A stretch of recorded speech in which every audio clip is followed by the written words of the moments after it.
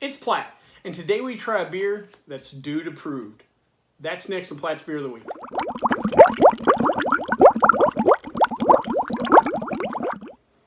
So the particular beer we have today is the White Russian Nitro. Comes to us from the fine folks at Left Hand Brewing. If you remember the movie The Big Lebowski, you remember the dude, his drink was White Russian. So that's why I made the Lebowski comment. We have reviewed a couple of beers from Left Hand Brewing before. We tried their Oktoberfest, and they're getting tiki with it. So we've tried a couple of their beers, and we've come back for more. Real quick review of Left Hand Brewing. The company the origins start back in around Christmas 1990 when co-founder Dick Knorr received a homebrewing Christmas gift, or a gift of a homebrewing kit, and automatically fell in love. Guilty here too. You get that first kit, you just want to make more and get after it. And he just fell in love with brewing beer, got the bug, wanted to start a brewery, and he ended up teaming up with his friend Eric Wallace. They both went to the Air Force Academy together. Thank you, gentlemen, for your service. And they decided they want to go in the brewing business, and they incorporated in 1993. They are currently based in Longmont, Colorado. Their first real big breakthrough came in 1994 when they won gold at the Great American Beer Festival with their Sawtooth Ale. We've talked about this before. If you win gold at like the World Beer Cup or the Great American Beer Festival, really sets you up for success. And that's what happened with Left Hand Brewing. A few years later, in 1998, they ended up adding their first bottling line, and as the kids would say, the rest is history. They have been on a steady trajectory ever since. Little background on the name. The name Left Hand Brewing is actually inspired by an Arapaho Indian chief named Chief Niawat. Apparently, the chief and his people would come out of the mountains in the winter, and they would spend their winters in the Longmont area. So very important cultural figure in the area. And apparently the term Niawat means left hand. So pretty cool little story there on the name. Real quick, let's review some of their other beers. Probably the beer that I don't know if they would say this is their flagship beer, but it's probably the beer I think the average beer drinker would know the most for, and that is their Nitro Milk Stout. 6% ABV. Man, they nail that beer. I've had that beer several times. It just stylistically, if you want to introduce someone to a milk stout, especially the Nitro style milk stouts, I don't think you can make a better choice there. Next is a beer called Death Before Disco. Great little name. 6% ABV. It's a porter. Just your classic dark roasted notes. Plenty of chocolate. Just a well-executed porter. Next is an interesting beer called Good Juju. 4.5% ABV. It's a pale ale made with ginger. Now, ginger can be a pretty potent ingredient and something you probably have to be kind of careful with. So it'd be interesting to try that, just how they find that balance. Because ginger is a great flavor, but it can be a little too intense at times.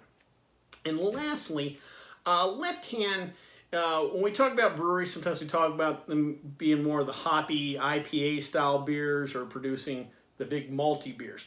Left Hand is definitely more into the big malty porter stouts, what have you. And so it's just natural they would progress into a s'mores milk stout, which is what they created. There's a 6% ABV. They use liquid cacao, and they toast their grains in such a way to kind of bring out that graham cracker taste in the malt. So pretty interesting concept. And again, the way they execute their malty beers, I bet it's a tough beer to beat. Well, before we try this particular beer, though, let's check out the stats.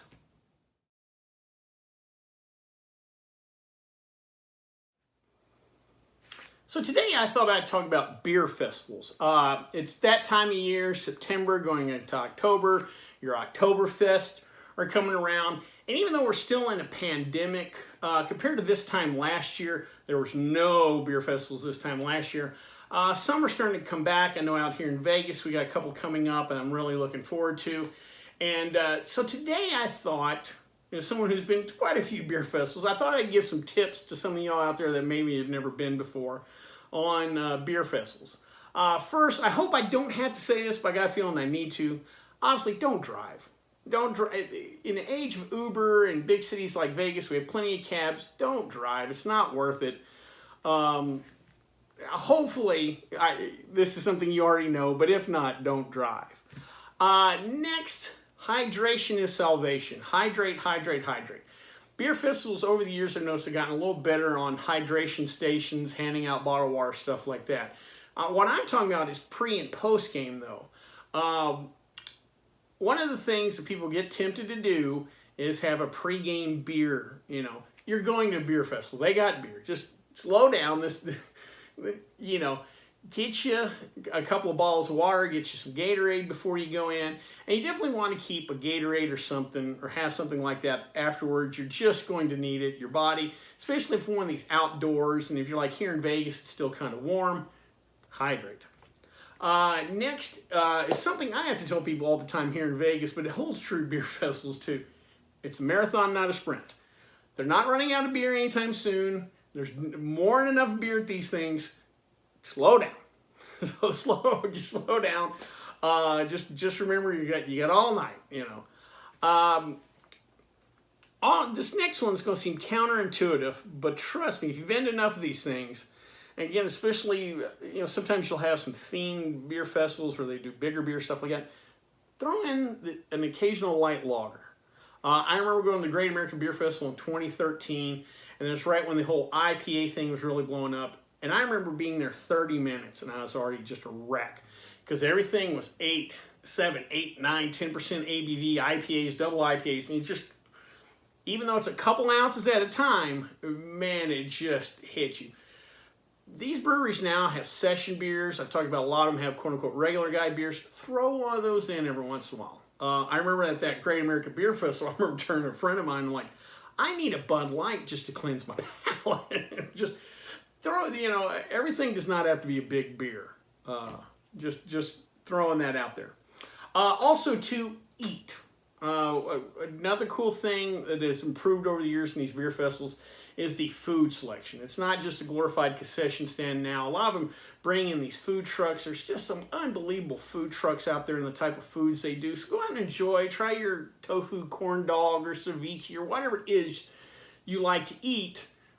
Eat. Beer goes great with food. It, you know, just, again, it just can't be just nonstop beer the whole time or you'll hurt yourself. And lastly, again, this is something I hope I don't have to tell people, but I feel like I need to. Enjoy the beer. You're not at a frat party. You're not, you know, trying to kill a keg of Natty Light. These are craft brewers that's put time and effort in their beer. They're proud of it. They want you to try it.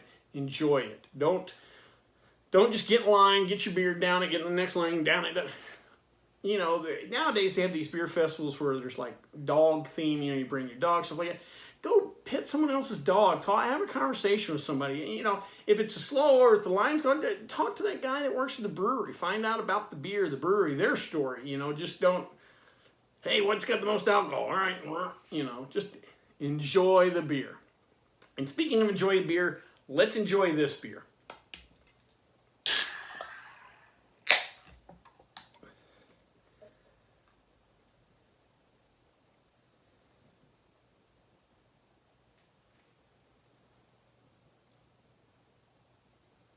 What I love about these nitros, you can get aggressive with that pour, and it's not going to affect anything.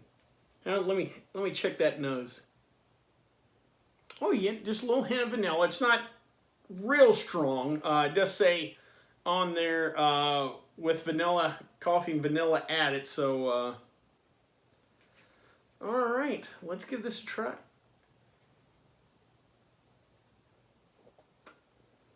Oh my God, that is so creamy. The vanilla comes out, it's creamy.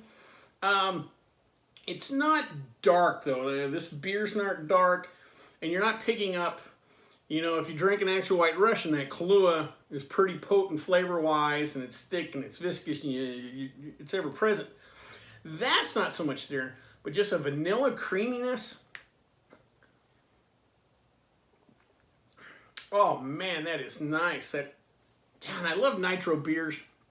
I love that kind of carbonation. Doesn't work with every style of beer necessarily, but again, these types of beer water, that nitro, just adds a mouthfeel to it. And man, this